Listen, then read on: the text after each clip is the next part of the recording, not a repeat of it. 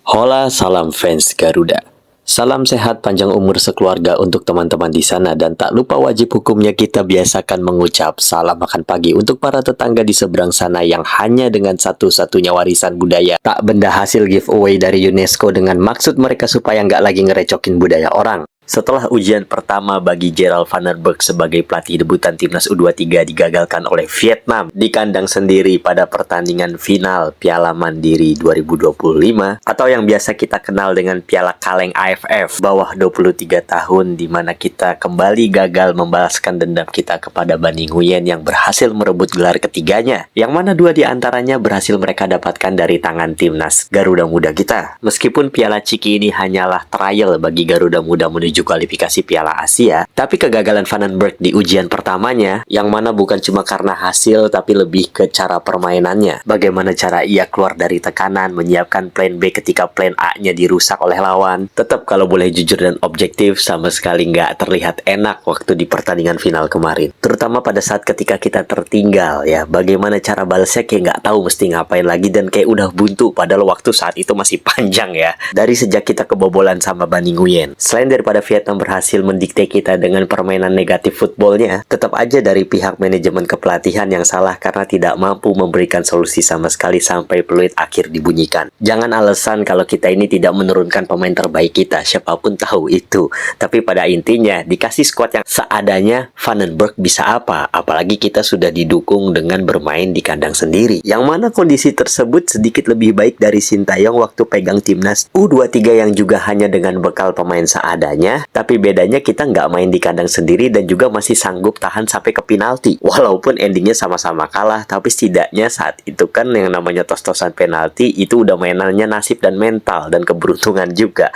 Beda dengan yang dialami oleh tim kepelatihan yang katanya terbaik saat ini, tapi kalah di kandang sendiri lawan tim yang secara market value atau nilai pasar keseluruhannya masih kalah sama kita. Memang itu Piala Ciki, memang itu hanyalah tempat trial kawah Chandra di muka kita. Tapi mau sampai kapan kita alasan seperti itu terus hanya untuk denial, alih-alih menutupi kemampuan kita yang sebenarnya terlalu betah menjadi runner-up abadi di kandang sendiri. Kita pun sebagai rakyat Indonesia sebenarnya nggak terlalu masalah kalau kita nggak juara. Tapi ya tahu dirilah kita ini siapa dan kita ini posisinya ada di mana, main di mana, dan lawannya siapa. Kalau lawannya Jepang, lawannya tim-tim kuat Asia, it's okay. Ini lawannya masih sesama Asia Tenggara. Tim yang secara historis di U23 masih mampu kita kalahkan. Apalagi skuad yang dipegang Van den Berg ini kurang lebih adalah para pemain yang pernah mengalahkan tim junior Argentina, walaupun itu di kelompok umur U20 ya, pada saat masih dipegang Pep Sapri Guardiola. Bahkan di tangan Pep Sapri Ancelotti itu pun sendiri masih dibilang itu pelatih miskin taktik. Padahal bisa ngalahin Vietnam hanya dengan 10 orang loh waktu itu. Abis itu besoknya langsung bawa kepeng medali emas hanya dengan modal pemain yang seadanya di kandang lawan. Udah gitu juara back to back di stadion yang sama di kandang orang dengan dua gelar yang berbeda. Yang satu Piala Kaleng di tahun 2019, yang satunya lagi medali emas di tahun 2023. Sehingga menjadikan pelatih lokal yang satu ini sebagai penyumbang gelar pertama bagi timnas Indonesia setelah 32 tahun lamanya paceklik gelar. Bayangin negara sebesar Indonesia puasa gelar sampai 32 tahun itu udah kayak umur seseorang itu yang harus nunggu lama riwayat hidupnya dari lahir sampai dia berkeluarga, yang akhirnya puasa gelar tersebut dipecahin sama Lord yang satu ini.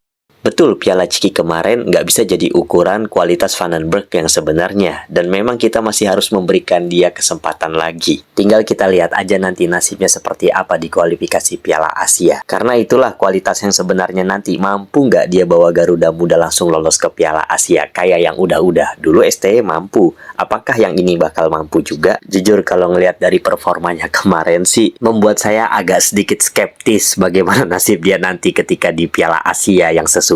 Karena kalau lawan Vietnam aja di kandang sendiri udah segitu kesusahannya, gimana lawan tim ginseng Korea Selatan? Apalagi mengingat tim Taeguk Warrior itu memiliki kultur sepak bola yang jauh lebih kuat dari kita. Kualitas pembibitan muda maupun infrastrukturnya jauh di atas kita, sehingga nggak ada jaminan buat kita bisa menang di kandang sendiri. Lawan Vietnam aja kita nggak mampu menang di kandang sendiri, apalagi lawan Korea Selatan. Tapi tetap kita harus optimis, berikan semangat kepada Garuda Muda nanti. Cuma ya balik lagi, kritikan ini bukan untuk menjatuhkan tim kepelatihan, tapi cuma mau ngingetin yang udah-udah sih.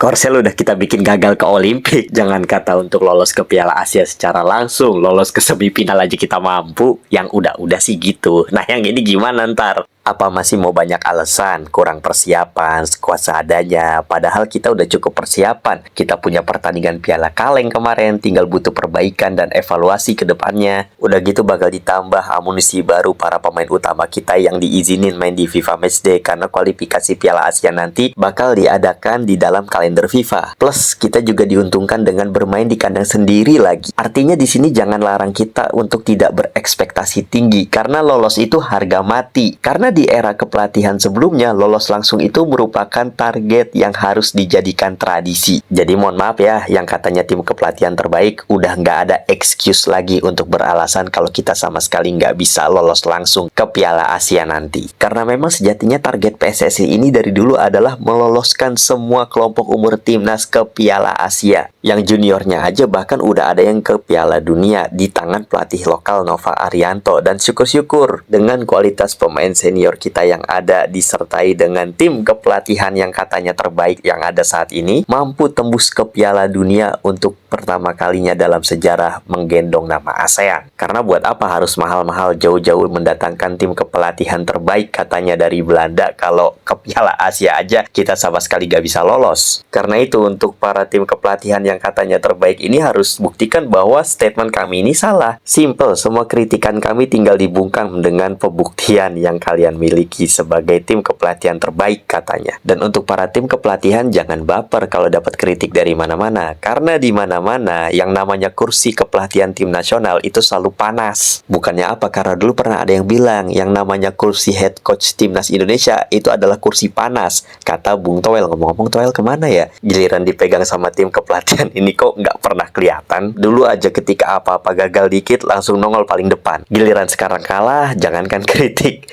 batang hidungnya aja boro-boro kelihatan. Nah, gara-gara gagal di ujian pertama kemarin, itulah kenapa Erick Thohir memastikan Gerard van den Berg ini nggak pegang timnas di SEA Games nanti. Karena seperti biasa, kalau urusan Asia Tenggara udah bisa ketebak, pasti lagi-lagi The Goat turun gunung.